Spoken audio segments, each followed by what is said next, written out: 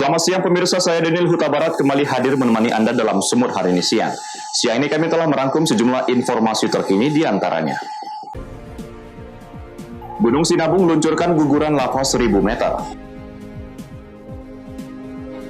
Tolak Undang-Undang Cipta Kerja, Aliansi Mahasiswa dan Pemuda di Sibolga berunjuk rasa.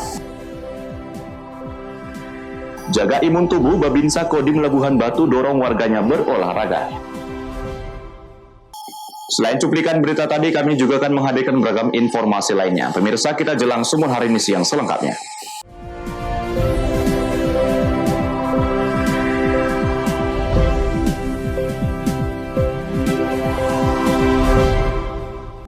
Kita ke informasi pertama, pemirsa. Gunung api Sinabung di Karo, Sumatera Utara. Aktivitasnya masih sangat tinggi dan meluncurkan guguran lava sejauh 1000 meter ke arah tenggara timur. Tercatat sejak pukul 6 pagi hingga siang Kamis kemarin, telah terjadi 5 kali guguran lava dengan jarak luncur sejauh 1000 meter ke sektor timur tenggara Sinabung. Aktivitas gunung api Sinabung di Karo, Sumatera Utara masih sangat tinggi. Pada Kamis siang sekira pukul 13.17 waktu Indonesia Barat, terjadi guguran lava yang terjadi di puncak gunung api Sinabung dan terlihat gumpalan asap berwarna coklat mengarah ke sektor timur tenggara gunung api Sinabung. Pusat Vulkanologi Mitigasi Bencana Geologi Gunung Api Sinabung mencatat, sejak pukul 6 pagi hingga Kamis siang telah terjadi 5 kali guguran lava dengan jarak luncuran mencapai 1000 meter dan mengarah ke sektor timur tenggara. Aktivitas Sinabung masih didominasi oleh gempa. Aktivitas masih level 3 siaga dan masih terjadi gempa hybrid kemudian gempa low frekuensi yang menandakan pertumbuhan kubah lava. Walaupun pertumbuhan kubah berlangsung dengan lamban, namun kubah lava sudah cukup besar berbeda dengan kubah lava sebelumnya. Untuk kendala yang dihadapi adalah mengukur volume kubah lava dikarenakan tertutup kabut. Pertama, tingkat aktivitasnya masih di level 3 ya, siaga gitu, siaga. Kemudian masih ada juga gempa-gempa hybrid, kemudian gempa-gempa low frekuensi itu yang menandakan pertumbuhan kubah. Walaupun pertumbuhan kubahnya berlangsung dengan rate yang lambat. Nah, barusan terjadi guguran lava dengan jarak luncur 1000 meter pada pukul 13.17. Ya, Pak, ini ada pertumbuhan kubah lava ini, Pak, yang kita amati sendiri. Apakah cukup besar atau seperti apa sih? Betul, memang kubah lava sekarang sudah cukup besar ya Pak ya, sudah cukup besar, tapi memang berbeda dengan kubah lava yang lama. Ini sifatnya tumbuhnya ke atas Pak, jadi seperti bulat gitu. Kalau dulu melelet ke lereng dan kemudian longsor menjadi awan panas. Kalau sekarang tumbuh, cuman kesulitan kita adalah untuk mengukur volume kubah lava. Karena kalau yang seperti dulu gampang, karena dia melelet ke lereng kita bisa ukur. Tapi sekarang harus menggunakan teknologi dengan drone. Kita coba dengan drone, tapi selalu terkendala oleh banyaknya asap di dalam. Gunung api Sinabung masih berstatus siaga level 3. Warga diimbau untuk tidak memasuki zona merah, yakni 3 km lingkar Sinabung dan 4 km sektor tenggara timur Sinabung.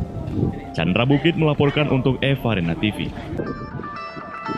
Sementara itu pemirsa, adanya penampakan sosok harimau Sumatera di kaki Gunung Sibayak hebohkan warga Karo, Sumatera Utara. Harimau Sumatera terlihat di seputaran pintu masuk objek wisata Gunung Sibayak. Pihak OPT Tahura Bukit Barisan mengimbau kepada masyarakat agar tidak mendekati seputaran pintu masuk objek wisata pendakian Gunung Sibayak. Penampakan sosok seekor harimau Sumatera di seputaran pintu masuk pendakian objek wisata Gunung Sibayak Kabupaten Karo, Sumatera Utara menghebohkan masyarakat. Penampakan hewan yang dilindungi ini berawal pada 29 Agustus 2020, di mana saat itu petugas penjaga pos retribusi pintu masuk objek wisata Gunung Sibayak melihat harimau Sumatera melewati sisi hutan pada siang hari. Kemudian esok harinya pada 30 Agustus 2020, masyarakat sekitar juga melihat harimau Sumatera saat sedang berada di seputaran tempat yang sama pada saat hendak mengambil tanaman obat.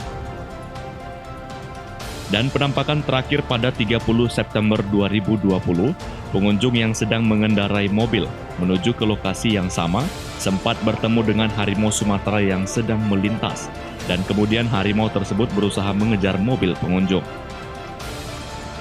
Atas beberapa laporan tersebut, Kepala Unit Pelayanan Teknis atau UPT Pengelolaan Tahura Bukit Barisan Dinas Kehutanan Sumatera Utara, Ramlan Barus mengaku sudah menyurati pihak Balai Besar Konservasi Sumber Daya Alam atau BBKSDA Sumut agar segera menangani konflik harimau Sumatera di kawasan Tahura Bukit Barisan. Dan atas laporan tersebut, pihak PBKSDA Sumut yang bekerjasama dengan Wildlife Conservation Society atau WCS sudah memasang kamera trap atau kamera pengawas di 3 titik di seputaran lokasi kemungkinan harimau Sumatera melintas. Namun untuk kepastian akan kebenaran adanya sosok harimau Sumatera Utara tersebut, pihaknya masih menunggu informasi dari tim BBKSDA Sumut.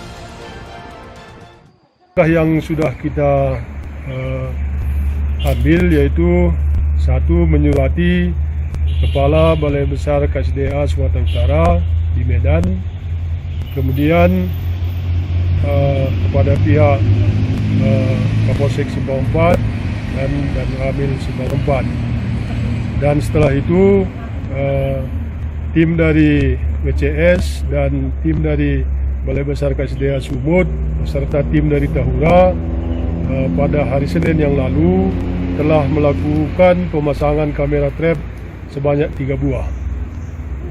Untuk itu kami himbau kepada masyarakat, baik pendaki gunung maupun yang ingin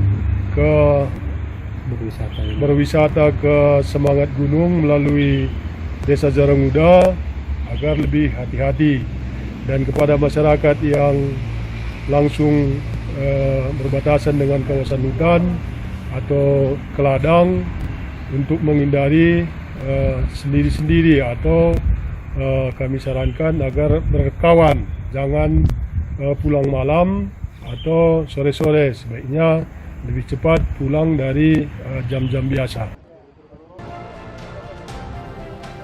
Diimbau kepada masyarakat baik pengunjung maupun masyarakat sekitar agar menghindari kawasan seputaran kaki Gunung Sibayang dan juga tidak melakukan aktivitas pada malam hari.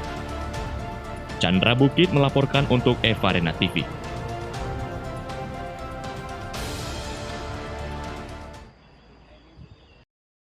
Kita ke informasi lainnya, pemirsa. Persatuan Pewarta Indonesia atau PPWI Kabupaten Toba, Sumatera Utara melaporkan dugaan tindak pidana korupsi di Dinas Pertanian dan Peternakan Kabupaten Toba ke Kejaksaan Negeri Tobasa pada 15 Oktober 2020.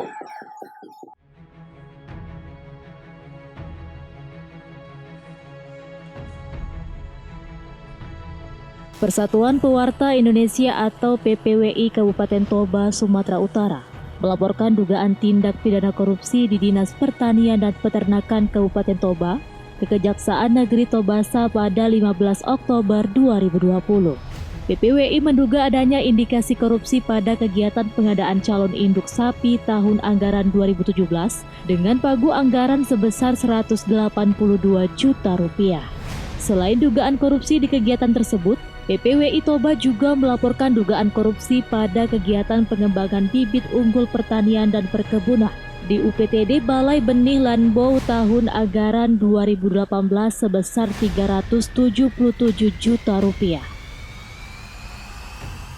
Kami dari lembaga PPWI untuk cabang DPC Kabupaten Toba Samosir mengantarkan laporan ke Kejari Balige terkait kasus indikasi korupsi. Ada 2 perkara yang kami laporkan terkait satu, pengadaan calon indukan lembu, dan yang kedua adanya kegiatan yang indikasi fiktif. Itu anggaran total kerugian negara di atas setengah miliar. Rinaldi menduga jika pengembangan bibit unggul tersebut fiktif dan tidak berdampak kepada para petani. Dirinya berharap aparat penegak hukum segera memanggil dan memeriksa pihak terkait. Alex Detro Siagian melaporkan untuk Eva Arena TV. Tolak Undang-Undang Cipta Kerja, Aliansi Mahasiswa dan Pemuda di Sibolga berunjuk rasa. Beritanya akan hadir sesaat lagi.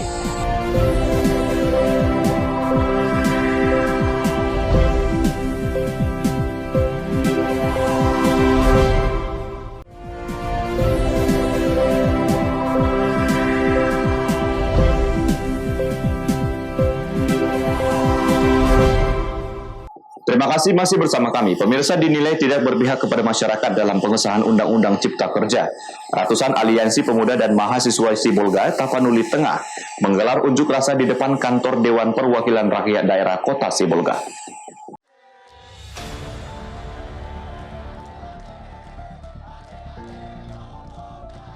Aliansi Pemuda dan Mahasiswa Sibolga Tapanuli Tengah yang terdiri dari GMKI, HMI, GMNI, serta IPM tersebut dalam pernyataan sikapnya menyampaikan tidak percaya kepada pemerintah tentang penegakan hukum dan menyesalkan sikap DPR RI yang terburu-buru mengesahkan Omnibus Law.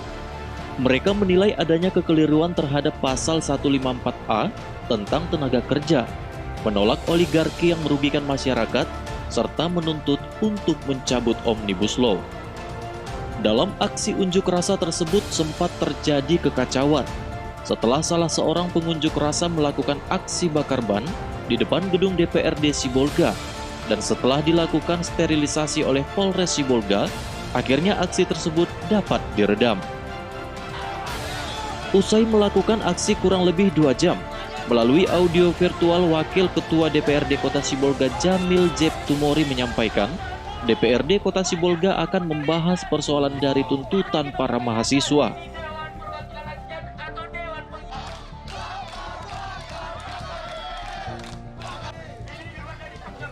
Terkait undang-undang tenaga kerja, maka itu kita akan duduk bersama, membahas bersama poin-poin apa saja yang menurut mahasiswa dan guru yang bertentangan dan mengambil hak kemerdekaan pada guru tersebut.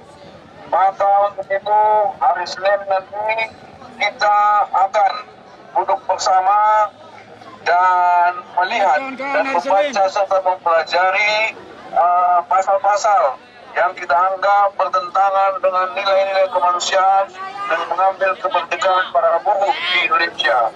Tentunya dengan kesimpulan nanti, maka inilah nanti kita minta kepada Ketua DPRD Kota Sibolga agar menyurati pimpinan DPRD dan petinggi-petinggi di Republik ini termasuk Presiden Republik Indonesia untuk mengambil sikap.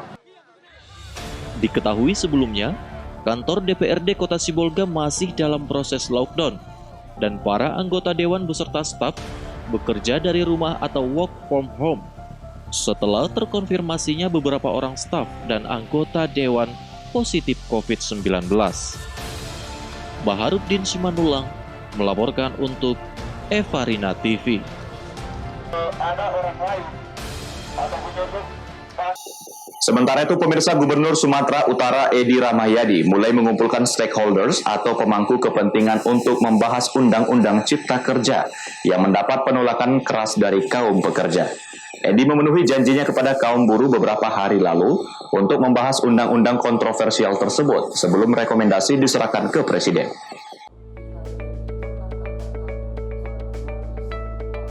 Gubernur Sumatera Utara Edi Rahmayadi memenuhi janjinya kepada kaum buruh untuk membahas bersama Undang-Undang Cipta Kerja yang akhir-akhir ini menuai penolakan keras dari masyarakat. Edi mengumpulkan sejumlah stakeholder di pendopo Rumah Dinas Gubernur untuk menentukan langkah teknis pembahasan undang-undang kontroversial tersebut. Sebelumnya, Edi berjanji akan membahas secara komprehensif masalah-masalah yang ada pada undang-undang itu setelah draft asli diperoleh. Draft asli undang-undang itu baru diterima Pemprov Sumatera Utara pada Rabu kemarin. Selanjutnya, draft asli Undang-Undang Cipta Kerja akan diserahkan ke Pokja yang kemudian akan dibahas di masing-masing klaster. Hasil pembahasan di masing-masing klaster kemudian akan dikumpulkan dan dirangkum yang nantinya akan menjadi masukan untuk disampaikan ke Presiden. Kita sudah mendapatkan draft ya, Undang-Undang Omnibus Law Cipta Kerja. Nah, ini kita bagi klaster per klaster, ada 11 klaster. Ada pemapar, ada nanti penyangga yang kita siapkan, dan undang-undang ini sudah kita bagikan untuk dipelajari oleh masing-masing klaster. Setelah itu minggu depan kita akan mulai diskusi dari klaster 1, 2, 3, kalau 11 klaster, satu klaster 1 hari, itu bisa 11 hari. Hasil dari situ nanti akan kita jadi satukan, itulah menjadi saran kita, masukan dari Sumatera Utara kepada Presiden. Kita sekarang ini kan memberikan masukan, ya. Dan juga harus memahami nanti apa kebutuhan kita semua Tatara ini. Kita kan bukan ke Jakarta. Nah, saya pikir jalan paling tepat lah ini. Jadi kita lihat sebenarnya draftnya disesuaikan dengan daerah kita. Kalau memang menguntungkan bagi kita semuanya, kan sangat baik sekali kan. Nah, saya mohon pada kita sabar dulu tadi ada semuanya ini. Nanti kan akan kita kirim ke Jakarta ini. Jadi kita nilai pembahasan ini hal positif ya Pak? Saya yakin ini menjadi yang bagus. Para buruh berharap hasil dari pembahasan tersebut bisa mempengaruhi Presiden untuk membatalkan undang-undang yang dinilai merugikan pekerja itu. Kita beralih ke informasi lainnya, pemirsa. Satuan Tugas Penanganan COVID-19 Sumatera Utara mengingatkan masyarakat di Sumatera Utara termasuk mereka yang melakukan unjuk rasa untuk tetap menjalankan protokol kesehatan. Hal tersebut guna mengantisipasi munculnya klaster baru penyebaran COVID-19. Juru bicara Satuan Tugas Penanganan COVID-19 Dr. Aris Yudariansah menyampaikan perhatiannya melihat pengabaian akan protokol kesehatan oleh aparat dan massa unjuk rasa menolak Undang-Undang Cipta Kerja yang berpotensi menyebabkan penyebaran COVID-19. Ia menegaskan bahwa aksi unjuk rasa adalah wujud kehidupan berdemokrasi yang dijamin oleh undang-undang, akan tetapi hak itu rentan disalahgunakan, apalagi jika disertai sikap anarkis dan berpotensi menimbulkan klaster baru penyebaran COVID-19. Melihat kondisi tersebut, tentunya sungguh dikhawatirkan di mana telah 7 bulan menggeluti bidang relawan COVID-19 bersama banyak elemen masyarakat yang tergabung dalam Satuan Tugas Penanganan COVID-19, namun masih banyak warga yang tidak mentaati protokol kesehatan. Ia juga menyerukan agar aparat yang bertugas di lapangan untuk dapat mencontohkan penerapan protokol kesehatan. Kami dari Satuan Tugas Penanganan COVID-19 Provinsi Sumatera Utara meminta kepada masyarakat yang ingin menggunakan haknya dalam berdemokrasi agar tetap menerapkan protokol kesehatan dengan baik, yakni seperti menjaga jarak fisik dengan orang lain dan tetap menggunakan masker. Kegiatan-kegiatan seperti ini tentunya berpotensi menimbulkan klaster-klaster penyebaran COVID-19 bila kita tidak memperhatikan protokol kesehatan di saat melakukan aksi yang menimbulkan banyak sekali kerumunan. Maka dari itu, untuk menghindari, kami imbau masyarakat yang berpartisipasi untuk disiplin melaksanakan semua protokol kesehatan demi keamanan kita semuanya. Di antaranya, 1. Jangan ikut aksi jika sakit. 2. Selalulah menggunakan masker. 3. Gunakan pelindung wajah. 4. Untuk menghindari dehidrasi, bawa air minum yang cukup. 5. Tetap membawa cairan pembersih tangan. 6. Menjaga jarak fisik dengan siapapun. 7. Jangan berjabat tangan, tos atau berpelukan. 8. Sering-seringlah mencuci tangan saat ikut unjuk rasa. Wahyu Pratama melaporkan untuk Evarina TV. Pemirsa Sumut, hari ini akan kembali dengan informasi menarik lainnya. Tetaplah bersama kami.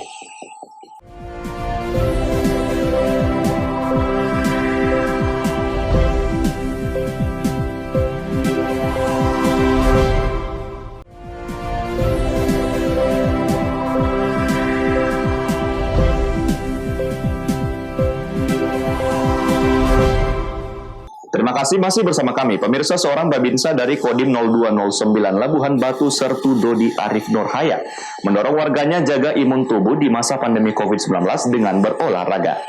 Dengan mendapat dukungan dari berbagai elemen masyarakat dan pemerintah, lahan kosong milik warga di Batu Tunggal NA 910, Labuhan Batu Utara kini telah berubah menjadi sarana olahraga berupa lapangan badminton. Kontribusi nyata dan positif melalui komunikasi sosial terus dilakukan prajurit TNI dalam rangka melaksanakan gotong royong bersama warga membangun sarana olahraga lapangan badminton. Ide ini muncul dari seorang Babinsa Kodim 0209 Labuhan Batu, Sertu Dodi Arif Nurhaya. Di masa pandemi saat ini, untuk menjaga imun tubuh agar terhindar dari COVID-19, dapat dilakukan dengan berolahraga. Lapangan badminton dibangun di lahan kosong milik warga di Batu Tunggal NA 910 Labuhan Batu Utara. Pembangunan sarana olahraga ini juga untuk membangkitkan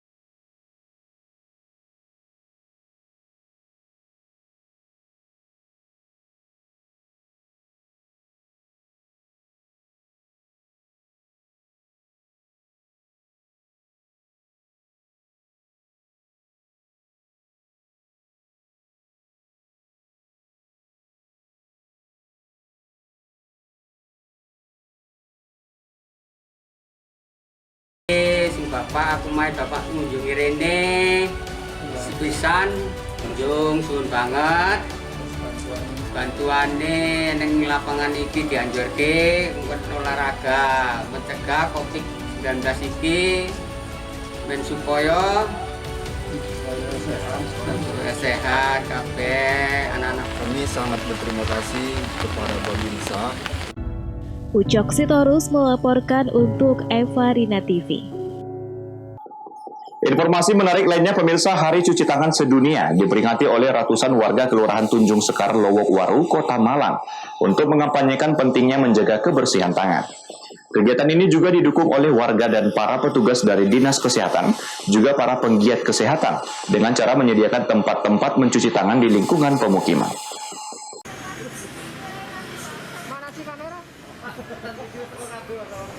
Pembiasaan diri untuk selalu mencuci tangan menggunakan sabun pada air mengalir merupakan salah satu cara mencegah penularan COVID-19. Warga RW 1 Kelurahan Tunjung Sekar, Kecamatan Lowokwaru, Kota Malang, Kamis 15 Oktober memperingati Hari Cuci Tangan Sedunia dengan menggencarkan kembali kampanye pentingnya menjaga kebersihan tangan. Warga bersama petugas dari Dinas Kesehatan dan para penggiat kesehatan menyediakan tempat mencuci tangan. Camat Lowokwaru Haryadi Budi Handoyo berharap nantinya di setiap rumah warga tersedia tempat cuci tangan. Warga sudah mulai turut berperan serta dalam COVID-19 ini. Semoga ini bisa menjalar ke semua RW, khususnya di Kelurahan Tunjung Sekar. Dan alhamdulillah di COVID-19 di Kecamatan Lowokwaru Tunjung Sekar cukup bagus. Dalam artian jumlah yang meninggal itu sudah mulai berkurang. Mudah-mudahan ke depan kita semua terbiasa dengan kebersihan, dengan mencuci tangan pakai sabun, baik aktivitas di luar, di dalam rumah dan lain sebagainya. Kami sangat mengupayakan, mengharapkan untuk selalu mencuci tangan pakai sabun. Kegiatan tahun ini ditandai dengan pembagian masker, sabun, dan selebaran berisikan petunjuk cara mencuci tangan secara benar. Tanggal 15 Oktober sebagai Hari Cuci Tangan Sedunia dimulai sejak tahun 2008. Sebelum pandemi COVID-19, kampanye mencuci tangan bertujuan menghindarkan warga dari penyakit diare dan pneumonia, serta penyakit yang disebabkan oleh patogen. Dari Kota Malang, Jawa Timur, Saiful Afandi, Kantor Berita Antara, mewartakan.